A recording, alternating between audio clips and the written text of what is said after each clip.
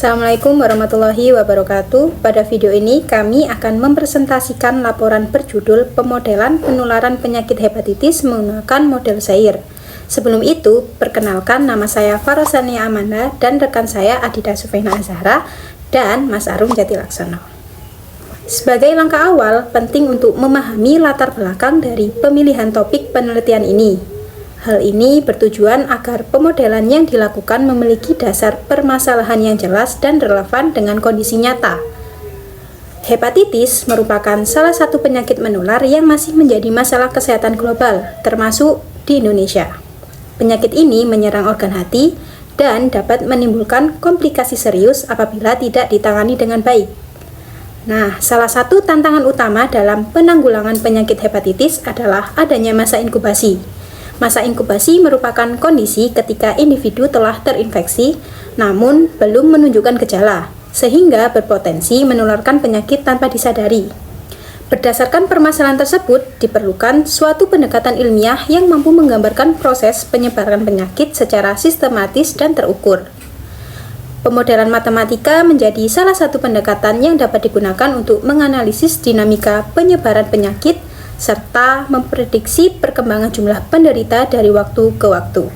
Oleh karena itu, dalam penelitian ini digunakan model Zaire yang membagi populasi ke dalam 4 kelompok utama, yaitu susceptible, exposed, infected, dan recovered, sehingga dinamika penularan penyakit hepatitis dapat dipelajari secara lebih realistis. Model epidemi matematika merupakan representasi matematis yang digunakan untuk menggambarkan proses penyebaran penyakit menular dalam suatu populasi. Pada penelitian ini digunakan model Zaire yang merupakan pengembangan dari model SIR dengan menambahkan kompartemen expose. Model Zaire membagi populasi ke dalam 4 subpopulasi, yaitu susceptible, exposed, infected, dan recover, di mana susceptible merepresentasikan individu yang masih sehat namun rentan terhadap penyakit. Exposed adalah individu yang telah terpapar virus dan berada dalam masa inkubasi. Infected merupakan individu yang telah terinfeksi secara aktif dan dapat menularkan penyakit. Sedangkan recover adalah individu yang telah sembuh dan memiliki kekebalan terhadap penyakit. Model ini sangat sesuai digunakan untuk memodelkan penyakit hepatitis karena mampu menggambarkan adanya masa laten antara paparan virus dan munculnya infeksi aktif. Selanjutnya, model Zaire. Model ini dinyatakan dalam bentuk sistem persamaan diferensial nonlinear yang menggambarkan perubahan jumlah individu pada setiap subpopulasi terhadap waktu. Dalam implementasinya, metode ini dijalankan menggunakan bahasa pemrograman Python pada platform Google Colab dengan bantuan pustaka Scipy, khususnya fungsi Solve EVP. Penggunaan Google Colab memungkinkan simulasi dilakukan secara daring tanpa memerlukan instalasi perangkat lunak tambahan, serta memudahkan visualisasi hasil dalam bentuk grafik dan tabel. Selanjutnya, diagram transfer. Sebelum itu, mari kita pelajari arti dari state dan parameter yang digunakan. Yang pertama, state. S adalah jumlah individu rentan susceptible terhadap penyakit hepatitis. E adalah jumlah individu terpapar exposed yang berada pada masa inkubasi. I adalah individu terinfeksi, infected, dan dapat menularkan penyakit. R adalah jumlah individu sembuh, recover, dan memiliki kekebalan. Selanjutnya yang kedua, parameter. A adalah laju kelahiran individu ke dalam populasi. B, beta, laju penularan penyakit dari individu terinfeksi ke individu rentan. A, alpha adalah laju perpindahan individu dari expose ke recovered atau lama perawatan. Selanjutnya, lambda 1 adalah laju infeksi individu rentan tanpa vaksin. Kemudian, lambda 2 adalah laju penyakit bawaan pada individu terpapar tanpa vaksin. Lalu, lambda 3 adalah laju kesembuhan individu terinfeksi setelah perawatan dan diberi pengobatan dokter. Kemudian, Nu adalah laju individu menjadi kebal karena vaksin. Mu, laju kematian alami. Mu sub I adalah laju kematian akibat infeksi hepatitis. Sekarang kita lihat alur utama penularannya. Pertama, parameter A adalah laju masuknya individu baru ke populasi, misalnya kelahiran atau pendatang baru dan umumnya masuk ke kelompok rentan S. Kemudian parameter mu merupakan kematian alami yang bisa terjadi pada siapa saja. Jadi ada panah keluar dari beberapa kompartemen seperti S dan R. Pertama, orang yang rentan di kelompok S bisa tertular saat berinteraksi dengan orang yang terinfeksi di kelompok I. Ada jalur lambda 1, panah bawah dari S menuju I, itu merupakan jalur dengan label lambda 1 yang menggambarkan jalur tambahan menuju ke kelompok I. Cara mudah memahaminya seperti sebagian kasus yang bisa masuk lebih cepat ke fase infeksi aktif. Misalnya karena jalur penularan tertentu atau deteksi yang langsung mengklasifikasi pasien sebagai infected. Kemudian pada label lambda 1 memang sering jadi variasi model. Jadi bisa disebutnya dengan jalur infeksi cepat atau alternatif. Kemudian perpindahan dari S ke E. Ini dikendalikan oleh parameter beta. Jadi beta bisa dianggap sebagai laju penularan. Semakin besar beta, maka semakin cepat orang rentan menjadi terpapar. Nah, setelah seseorang masuk ke kelompok E, dia berada di masa inkubasi. Lalu, ketika masa inkubasi selesai, orang tersebut pindah dari E ke I. Nah, perpindahan ini ditandai dengan parameter lambda 2. Kemudian, E bisa langsung ke R dengan parameter alfa. Ini menggambarkan kemungkinan bahwa individu yang terpapar tidak sampai menjadi infeksi aktif. Misalnya, karena daya tahan tubuh bagus atau penanganannya cepat, sehingga dia bisa pulih tanpa masuk fase menular. Nah, selanjutnya individu di kelompok I bisa sembuh lalu pindah dari I ke R. Dan proses ini dikendalikan oleh lambda 3. Pada kelompok I, selain kematian alami, ada juga kematian penyakit, yaitu mu sub I. Jadi, pada infected, orang bisa keluar dari sistem bukan hanya karena sembuh, tetapi juga karena meninggal akibat hepatitis. Kemudian, ada panah besar dari R kembali ke S dengan parameter V atau nu. Ini artinya kekebalan pada kelompok sembuh tidak selalu permanen. Jadi, setelah beberapa waktu, orang yang sudah sembuh bisa kehilangan imunitas dan kembali rentan, sehingga bisa tertular kembali. Selanjutnya, saya akan membahas persamaan diferensial model Shire yang memiliki 4 persamaan. Persamaan yang pertama yaitu perubahan individu rentan yang disimbolkan dengan tanda S dengan rumus ds per dt sama dengan A kecil ditambah VR dikurangi di dalam kurung beta ditambah lambda 1 ditambah mu dikalikan dengan S.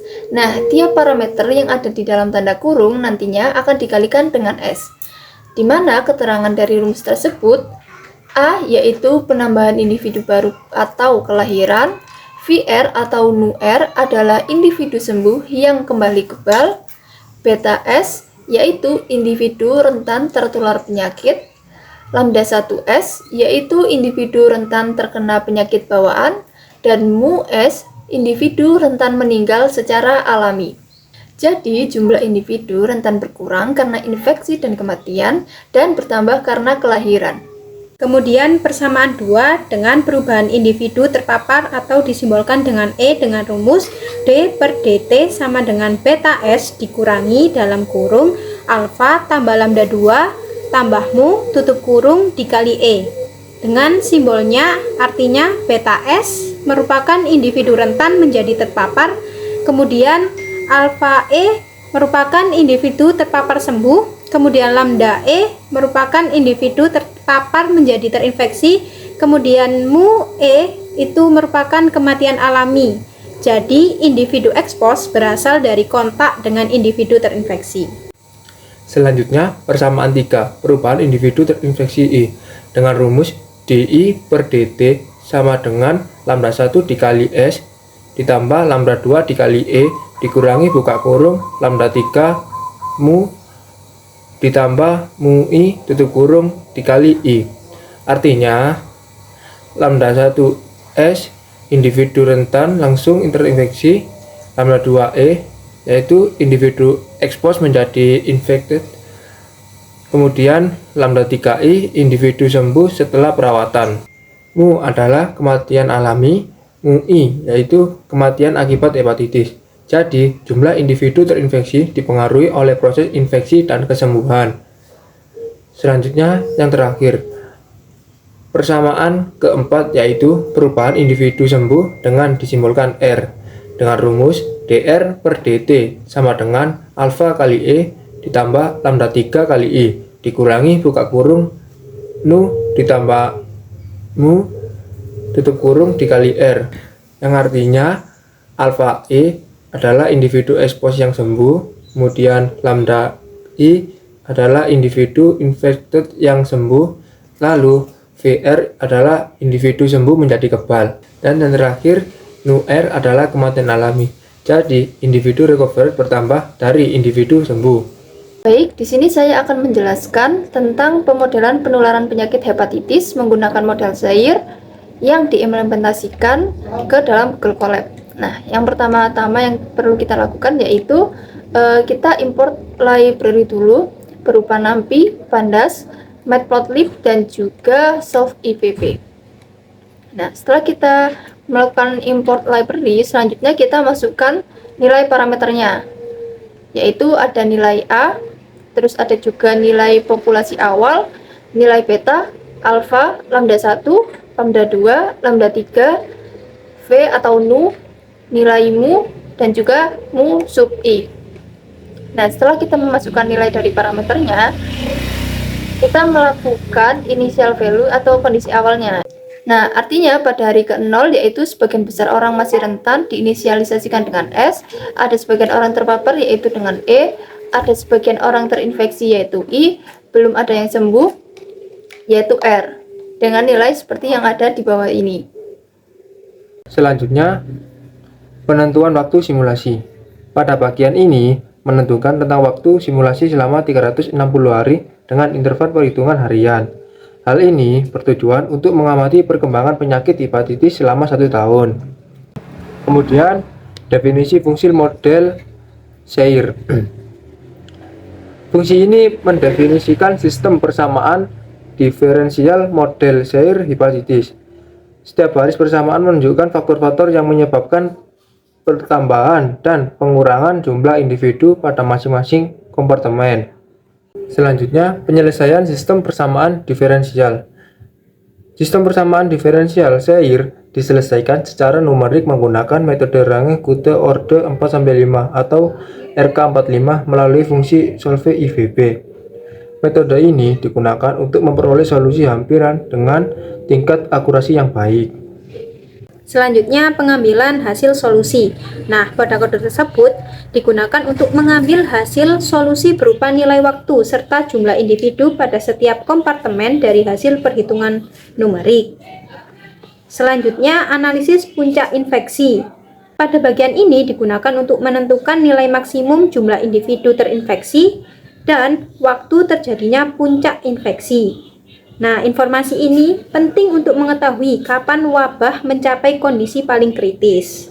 Kemudian penyajian tabel hasil. Pada penyelesaian ini menggunakan data frame. Kemudian simulasi disajikan dalam bentuk tabel yang memuat jumlah individu pada setiap kompartemen untuk setiap hari simulasi, sehingga memudahkan analisis numerik. Kemudian visualisasi grafik. Terdapat 2 visualisasi grafik. Yang pertama grafik Zaire dan grafik IT, di mana grafik Zaire digunakan untuk menampilkan dinamika seluruh kompartemen sepanjang waktu simulasi. Selain itu, grafik khusus I dalam kurung T itu digunakan untuk menunjukkan perkembangan jumlah individu terinfeksi termasuk waktu puncak wabah dan fase penurunan kasus. Nah, selanjutnya pemodelan penurunan hepatitis yang dimodifikasi. Nah, parameter yang diubah itu ada 2, laju penularan dan laju kesembuhan. Di sini kelompok kami merubah laju penularannya menjadi 0,45 dan laju kesembuhannya itu menjadi 20 dengan lambda 31. Pada model modifikasi, laju penularan beta ditingkatkan dari 0,30 menjadi 0,45 yang mempresentasikan meningkatnya kontak efektif antar individu sehingga penyakit menyebar lebih cepat. Selain itu, lama perawatan dikurangi dari 30 hari menjadi 20 hari. Jadi, laju kesembuhan meningkat dan individu terinfeksi lebih cepat berpindah ke kompartemen sembuh. Perubahan ini mensimulasikan peningkatan kualitas penanganan medis. Parameter yang tidak dimodifikasi yaitu parameter alfa, lambda 1, lambda 2, dan V atau nu digunakan sebagai parameter pendukung dan tidak mengalami perubahan signifikan. Parameter-parameter ini berfungsi untuk menjaga keseimbangan alur perpindahan antara kompartemen seperti pemulihan tanpa infeksi berat, infeksi langsung, akhir masa inkubasi, serta hilangnya kekebalan. Dampak modifikasi terhadap persamaan model. Dengan memodifikasi nilai lambda 3 secara langsung memengaruhi persamaan laju perubahan individu terinfeksi. Semakin kecil nilai lambda 3, maka laju pengurangan jumlah individu terinfeksi menjadi lebih lambat, sehingga kurva I dalam kurung T atau IT cenderung memiliki puncak yang lebih tinggi dan durasi wabah yang lebih panjang. Nah, selanjutnya kita visualisasikan grafik pada model modifikasi sama dengan model sebelumnya. Perbedaannya terletak pada bentuk kurva, tinggi puncak, serta kecepatan kenaikan dan penurunan kasus. Dengan memodifikasi parameter beta dan lambda 3, simulasi ini bertujuan untuk menganalisis dua kondisi utama, yaitu pengaruh peningkatan laju penularan terhadap jumlah individu terpapar dan terinfeksi, dan pengaruh lama perawatan terhadap penurunan jumlah kasus aktif hepatitis. Hasil simulasi menunjukkan bahwa kombinasi nilai beta yang tinggi dan lambda 3 yang kecil dapat meningkatkan puncak infeksi dan memperpanjang masa wabah. Berdasarkan hasil simulasi model Zaire hepatitis dengan parameter yang digunakan, diperoleh dinamika penyebaran penyakit sebagai berikut. Jumlah individu terpapar E meningkat dengan cepat pada awal waktu selanjutnya. Jumlah individu terinfeksi I terus meningkat sebelum kemudian mengalami penurunan secara bertahap dan menampilkan 15 data awal pada 15 hari pertama. Dari grafik ini menunjukkan bahwa setelah fase awal penyebaran, sistem menuju kondisi stabil atau steady state pada akhir periode simulasi hari ke-365. Sebagian besar populasi berada pada kelompok sembuh R, sementara kelompok rentan S. Menurun jumlah individu terpapar E dan infeksi I menunjukkan bahwa penyakit masih ada tetapi tidak lagi mengalami peningkatan signifikan.